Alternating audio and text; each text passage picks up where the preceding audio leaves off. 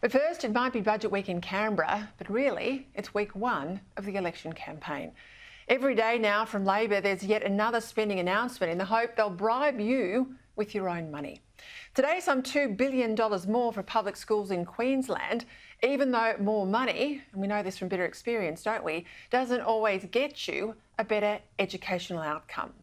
Tomorrow night, the Treasurer will deliver a spendathon, vote-buying budget, and the opposition leader will respond on Thursday with a ferocious critique of 3 years of bad government. Now, this really has been a shocker of a federal government. Arguably the worst in living memory, possibly the worst ever. But there won't be the slightest contrition or concession from either the Treasurer or the PM tomorrow night. Instead, it'll all be Labor's supposed good economic management in avoiding a recession and delivering 2 surpluses, even though we've had a household recession for the past 2 years, and the surpluses were entirely driven by our mining industry, not our Labor politicians. Since the election of the Albanese government, there's been an 8% fall in living standards, the worst by far in the developed world, and there's been 2 years of falling GDP per person. Almost everything the government's done has made a bad situation worse, partly because this PM's not up to the job intellectually, but also because he's weak.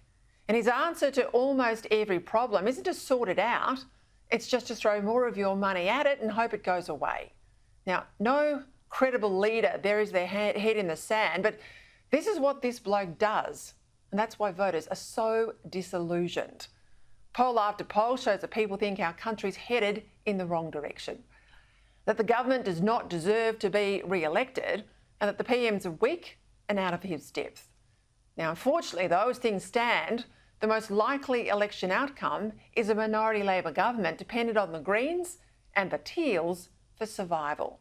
So an even worse government next term than this one, with even more spending, more regulating and taxing, and a failure to address any of the key issues that are holding our country back.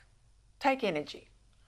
While the government endlessly repeats the line that the sun and the wind don't send you a power bill, the power companies do, in order to cover the cost of new wind and solar infrastructure, the cost of the new transmission lines needed for a decentralised grid, and the cost of the batteries and the gas peakers needed to keep the lights on when the wind won't blow and the sun doesn't shine.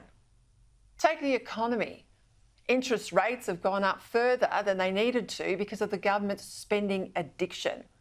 Then there's the higher housing costs and lower wage levels flowing from the government's inability to rein in record migration, running at close to 500,000 newcomers every year. The government blames the household recession on factors beyond its control, like it says the Ukraine war. But that war had well and truly broken out when the government kept reiterating its promise to cut your power bill by $275 per household per year. Take social cohesion. Almost the first act of the Albanese government was to create, in effect, 3 national flags by elevating the Aboriginal and the Torres Strait Islander flags to equal status with the one and only national flag that represents all Australians. Then there's the reckless importation of foreign hatreds via the almost incomprehensible stupidity of issuing 3,000 tourist visas to people from terrorist-controlled Gaza. Plus, to the government's total failure to deport or prosecute hate preachers. Plus, its tacit encouragement of Jew hatred by consistently voting against Israel at the United Nations. Take national security. It won't have escaped anyone's notice, but the only available ship to shadow the recent Chinese task force and its sail-by shooting along our coastline was a New Zealand ship. To fund AUKUS subs in 10 years' time, our current defence spending has again dropped below 2% of GDP. 2%? It's got to be a joke. Even though numerous businesses can't get reliable staff, there's over 1 million working-age Australians on the dole. And the disability bill is exploding thanks to an NDIS that's become a gravy train for dodgy businesses, as well as a racket for people whose disabilities are relatively modest, people who we should be helping into a job, not leaving them behind on welfare for a lifetime. Now, as things stand, with the latest news poll today confirming a narrow coalition lead, And that's been the trend now for over 18 months, but still not enough for Dutton to win in his own right. We'll soon be saddled with an Albanese Adam Bandt government where Labor's dependence on the Greens and the Teals will only compound our problems. Make no mistake, if Labor were not in bed with the Greens, they'd preference them last. But that will never happen because Labor needs Green preferences to survive.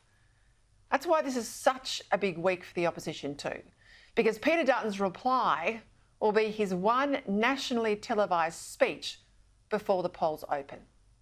To save Australia from an Albanese Bandt sort of Frankenstein nightmare, Dutton's speech will need to be the speech of his life. Today, the Coalition flagged adjusting the so-called safeguard mechanism, the requirement for large emitters to buy carbon credits, basically a carbon tax on heavy industries, and the coal and the gas extraction that we need to pay our way in the world. Now, why not just abolish the bloody thing as a clear signal to voters that the Coalition won't let the false gods of reducing emissions that keep putting up our cost of living destroy jobs and drive our industries offshore? Come on, Coalition, enough of the mucking around.